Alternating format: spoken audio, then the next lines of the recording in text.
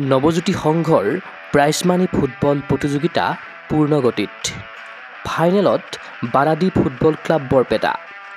নৱজ্যোতি সংঘৰ উদ্যোগত যোৱা 25 আগষ্টৰ পৰা বিষ্ণুৰাম মেধি উচ্চতৰ মাধ্যমিক বিদ্যালয় খেলপথাৰ বৰি ৰতনাত অনুষ্ঠিত হৈছে প্ৰয়াত তাহেৰ আলী আৰু ডাক্তৰ চিৰাজউদ্দিন আহমেদ সোঁৱৰণী ত্ৰয়োদশ বাৰ্ষিক আমন্ত্ৰণমূলক প্ৰাইজমানি ফুটবল প্ৰতিযোগিতা।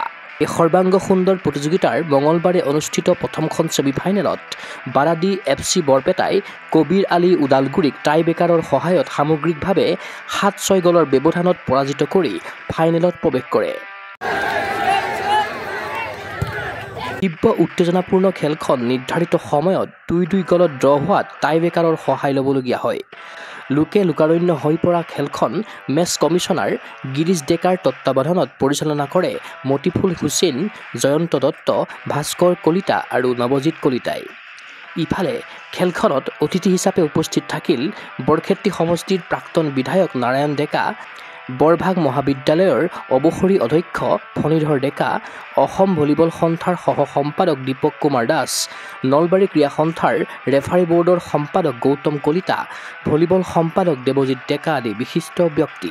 উল্লেখ্য যে অহা 19 ছেপ্টেম্বৰত দ্বিতীয়খন ছেমিফাইনেলত অংশগ্ৰহণ কৰিব মুকালমুৱা আঞ্চলিক ক্ৰীড়া সংঘ আৰু 11 ষ্টাৰ ক্লাব বঙাইগাঁও।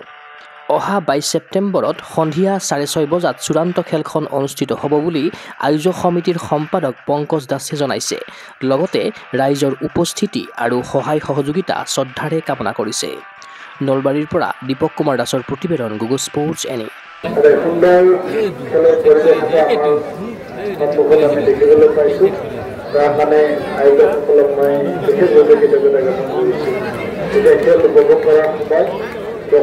দিয়া ভাষণ দিয়া সময় নহয়।